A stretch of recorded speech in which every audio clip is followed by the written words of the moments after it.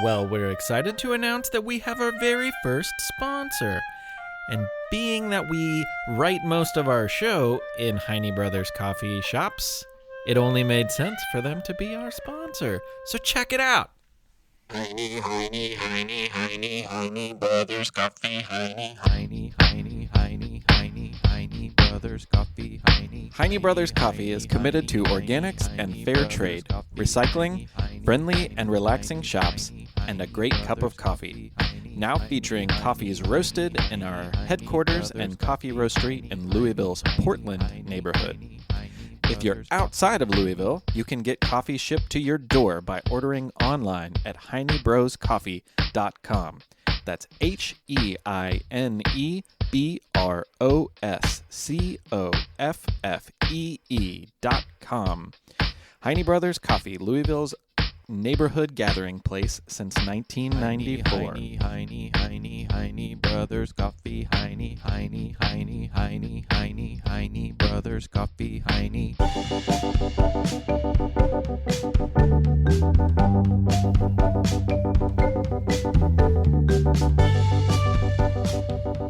Well, hey everybody, welcome back to The Past and the Curious. If you're just joining us for the first time, this is a great episode. It's our 6th episode, so if you like it, you can go back and listen to the others. There's more to come. We're really excited about some of the things we have planned for the future. But today, all of our stories and questions and songs are about heights. Things that are high up in the air, things that are tall. The first story is about America's answer to the Eiffel Tower. After that, quiz time about heights, you guessed it. And the third story, Jason Lawrence in New York is going to read for you. It is about a man who was the most famous tightrope walker of his day.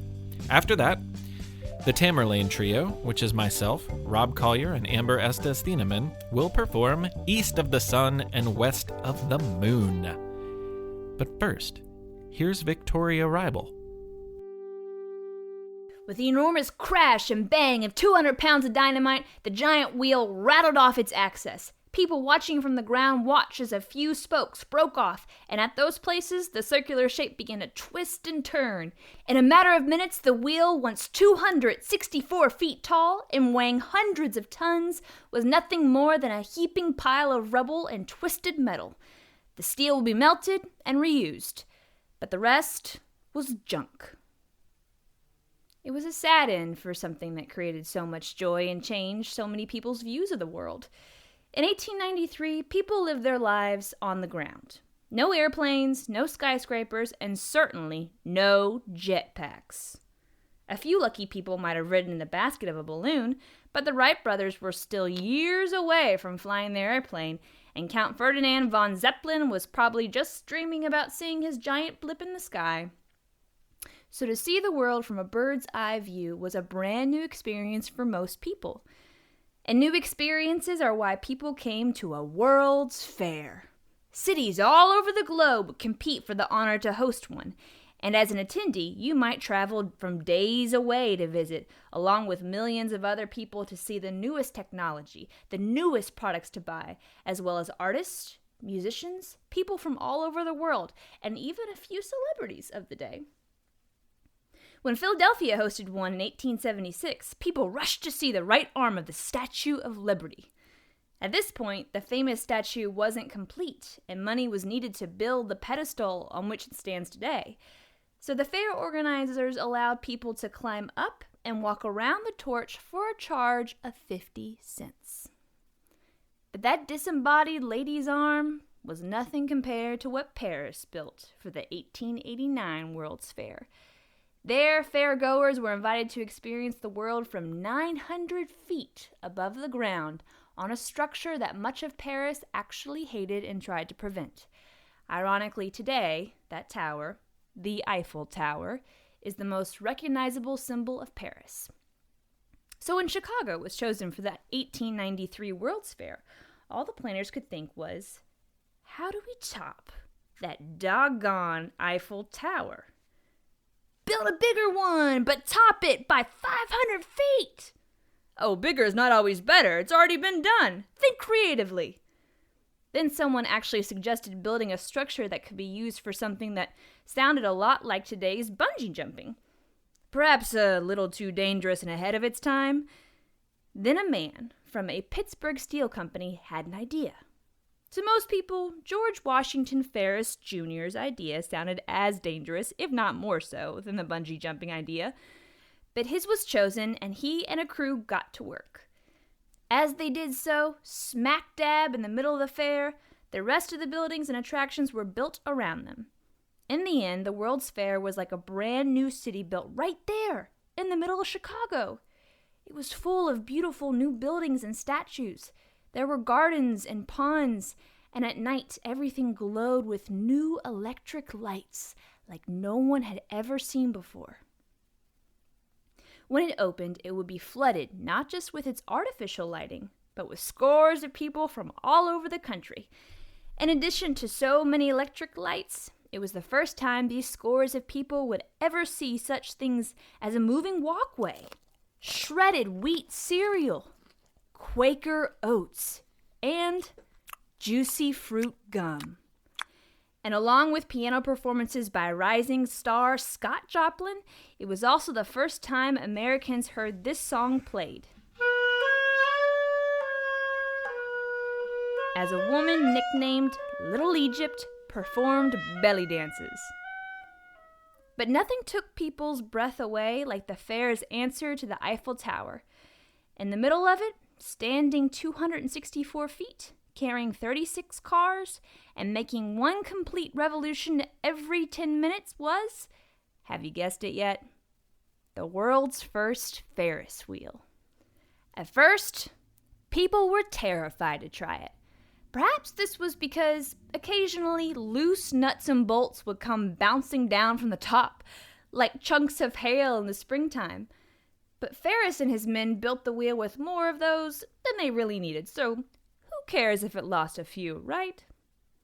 Slowly, though, steely-nerved folks would settle into a car and ride that wheel for the 2 complete times around that their 50-cent admission would allow. Soon it became the hit of the fair. It was always packed and revolving. Over 1.5 million people rode it at the Chicago Fair. It was popular at night to see the lights. It was popular in the day to see the enormous crowds. It was even popular for romance. It was common for young men to propose marriage when their car reached the highest point. Some people say the Ferris wheel was the reason the Chicago World's Fair was a success.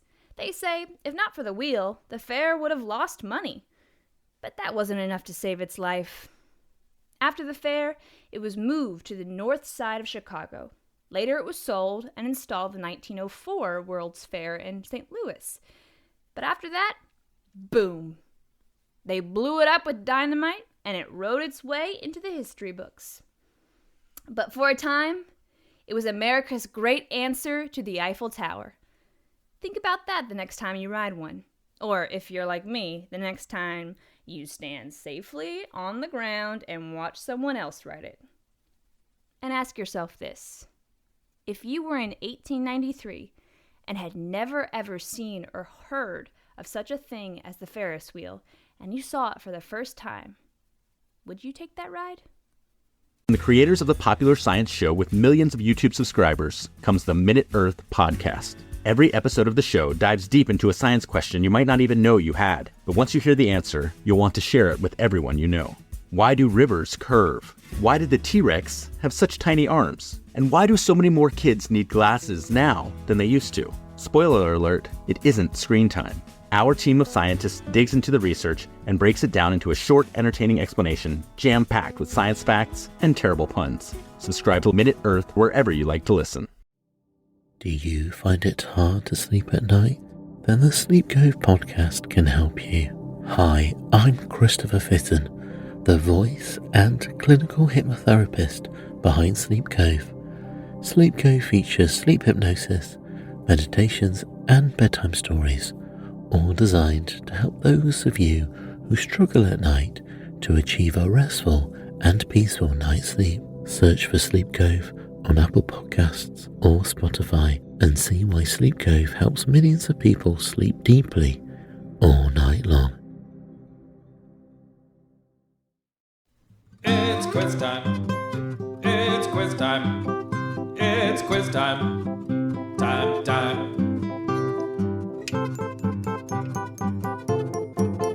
It's quiz time. It's quiz time. It's quiz time.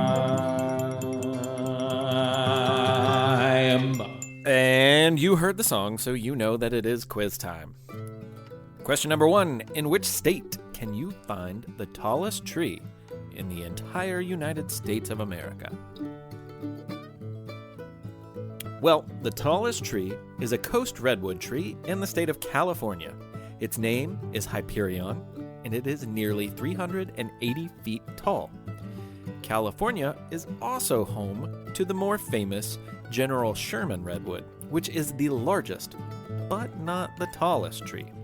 The difference has to do with volume, how much space the tree occupies with its trunk, branches, and so forth. This tree, the largest tree, was named after the Civil War general by a former soldier who served under William Sherman and who later worked as a naturalist in California. Question number 2. The building, One World Trade Center in New York City, is the tallest building in the United States. Its height happens to be the same number as an important year in American history. Can you guess how high it is in feet? The height of the top floor is 1,368 feet above the ground. But when you add in the height of the antenna, the structure is 1,776 feet above the ground. The architects purposefully chose this height to reflect the importance of America's Declaration of Independence during the year 1776. And now for the third question. Mount Everest is the tallest mountain in the world. Everybody knows that. But climbing it is one of the most dangerous and difficult things that humans attempt. We don't recommend it. Still, can you guess the age of the youngest person to reach the summit? 2 people have reached the summit at the age of 13. In 2009, an American boy named Jordan Romero made it to the top. And in 2014, a girl from India, Malavath Purna, reached the summit in only 52 days. A member of a tribal family in a poor labor village, Purna was selected to participate in a special program that prepared her for the adventure because of her intellect and physical abilities. And today, she is a role model to many other children in her region of India.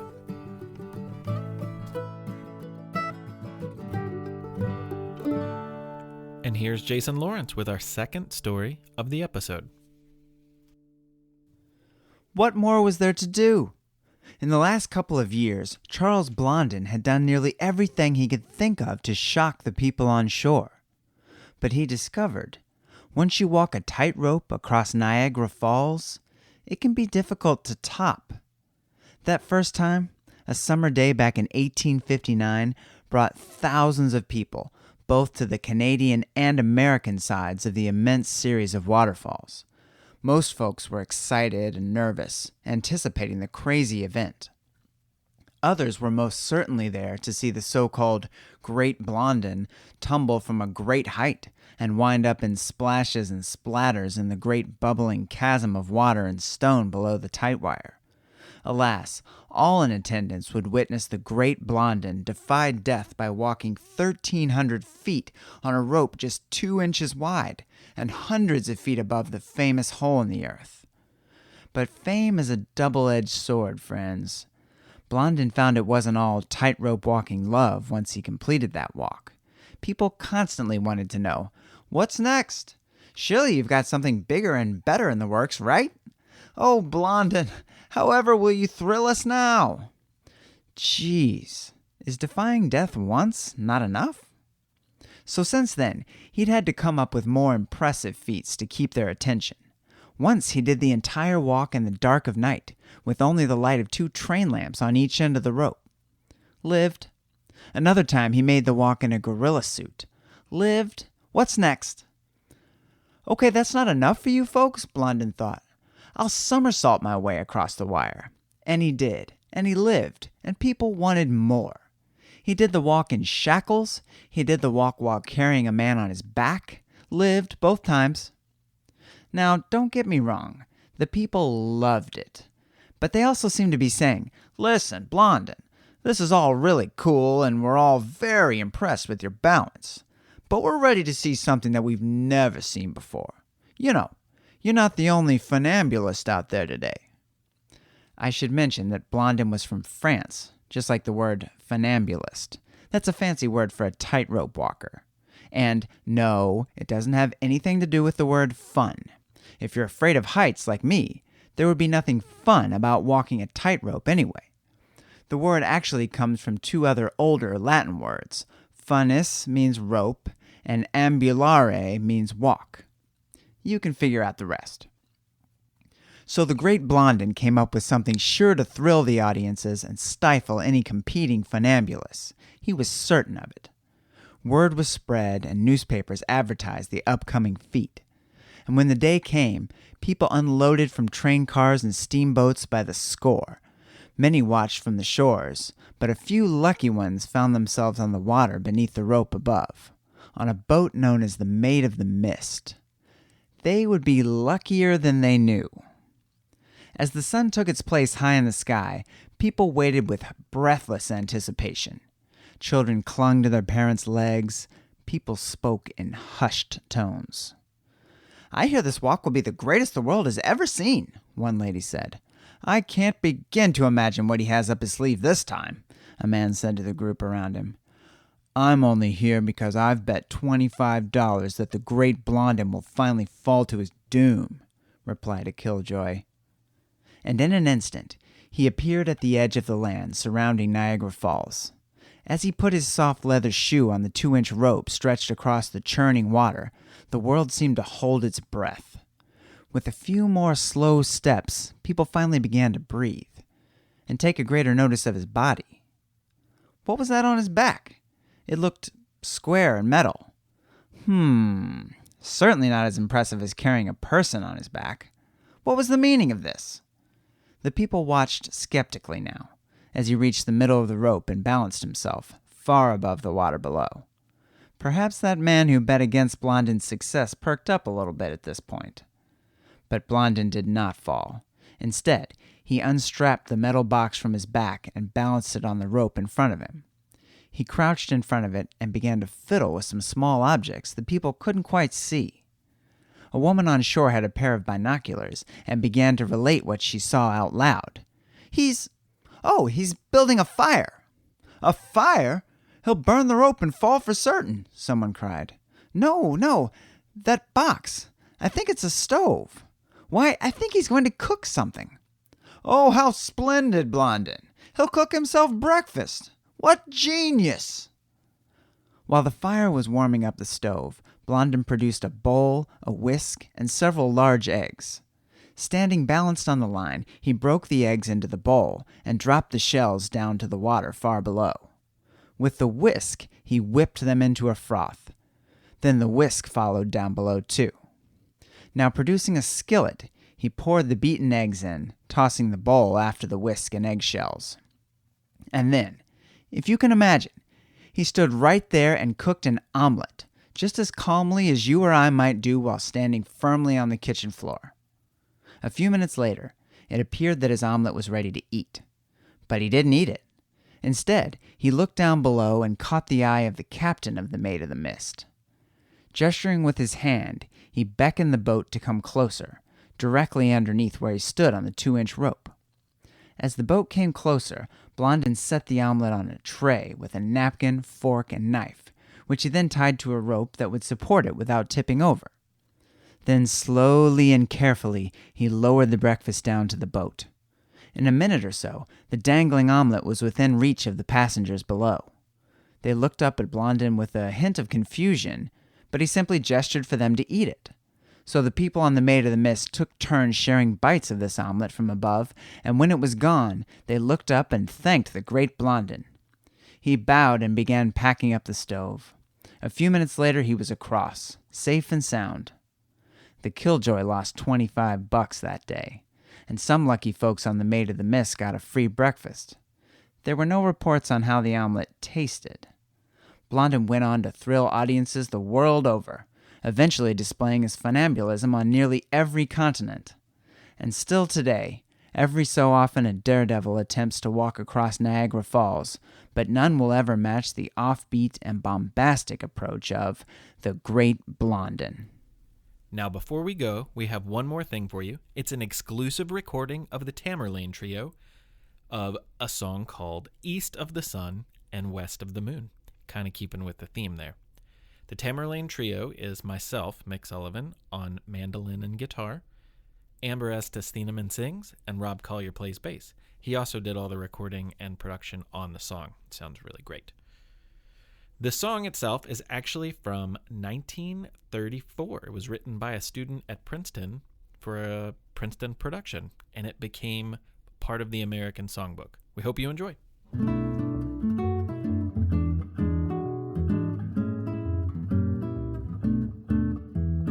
East of the sun and west of the moon, we'll build a dream house of love, dear, near to the sun in the day, near to the moon at night. We'll live in a lovely way, dear, living on love and pale moonlight, just you and I, forever and a day. Love will not die, we'll keep it that way. Up among the stars we'll find a harmony of life to a lovely tune. East of the sun and west of the moon, dear. East of the sun and west of the moon.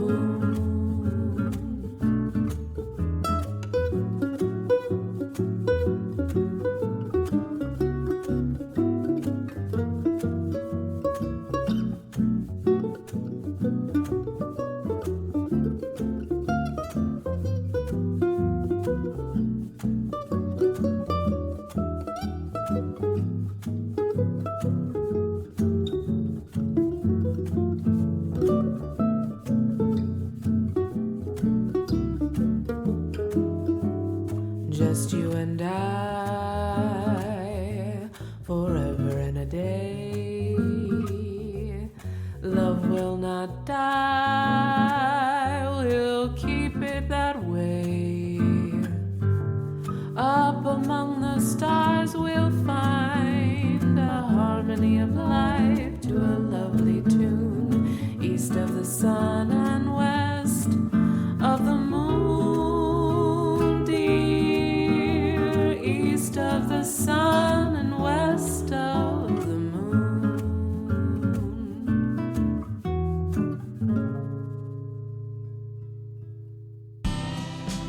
Hey, thank you for listening to The Past and the Curious, Episode 6. Look forward to our March episode, the 7th episode, all about food, in addition to a story from Jason and a story from Victoria. We will also have a story read by a special guest star, Miss Damaris Phillips, a chef from the Food Network. It should be really, really fun. Looking forward to that. In the meantime, you can follow us on Facebook, Twitter, or Instagram. And we will have a Patreon thing coming up very soon. I said something about it in the last episode, and I haven't finished it. So, I've got a 3-month-old who's actually sitting here right now with me as I talk. So that's kind of set me back. Speaking of little kids, though, you should check out kidslisten.org. That's the affiliate program, the affiliate network that we belong to. There's some great shows, science and some great story shows. You should check them out. Go to kidslisten.org.